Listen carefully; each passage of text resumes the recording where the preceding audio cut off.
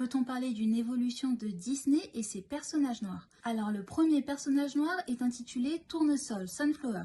Il provient de la symphonie pastorale d'une séquence d'animation de Fantasia datant de 1940. Dans le monde de Fantasia, les centaures noirs sont les serviteurs des centaures à la peau plus claire.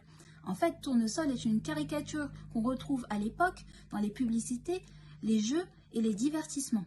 Mais en 1969, avec la montée des droits civiques aux États-Unis, en fait, les segments avec Tournesol sont complètement coupés de la séquence d'animation. Dans le film de 1941, Dumbo rencontre un groupe de corbeaux qui lui donnent une plume pour l'aider à voler. Alors le chef de ce groupe s'appelle Jim Crow. Effectivement, il fait référence aux lois Jim Crow qui autorisaient la ségrégation raciale jusqu'en 1964. D'ailleurs, Jim Crow, le corbeau, se dérange comme la caricature qui est faite des Noirs à travers le personnage de Jim Crow à l'époque.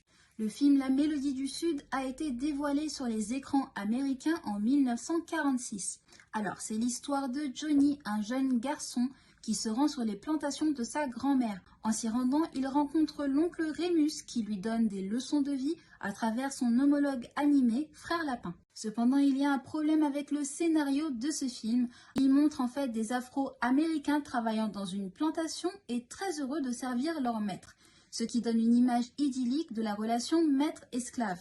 Alors cette relation est vivement critiquée des années 70 aux années 90, mais c'est en 2001 que les studios Disney décident de mettre ce film sous scellé. Ensuite, c'est La Princesse et la Grenouille qui marque un retour à la tradition picturale de Disney, mais innove avec une princesse noire. Effectivement, sortie en 2009, Tiana est la première princesse noire de Disney. Cependant, pour certains, en fait, ce film n'est pas une bonne représentation, car la princesse passe la plupart du temps dans le film à être une grenouille. Nous en venons à aujourd'hui. Disney va adapter un de ses films cultes, La Petite Sirène. Alors, comme vous devez déjà le savoir, La Petite Sirène va être adaptée par Hailey Bailey, qui est une femme noire. Alors, chez les internautes, ça se divise. Il y en a qui sont pour et il y en a qui sont contre. Mais vous, qu'en pensez-vous ?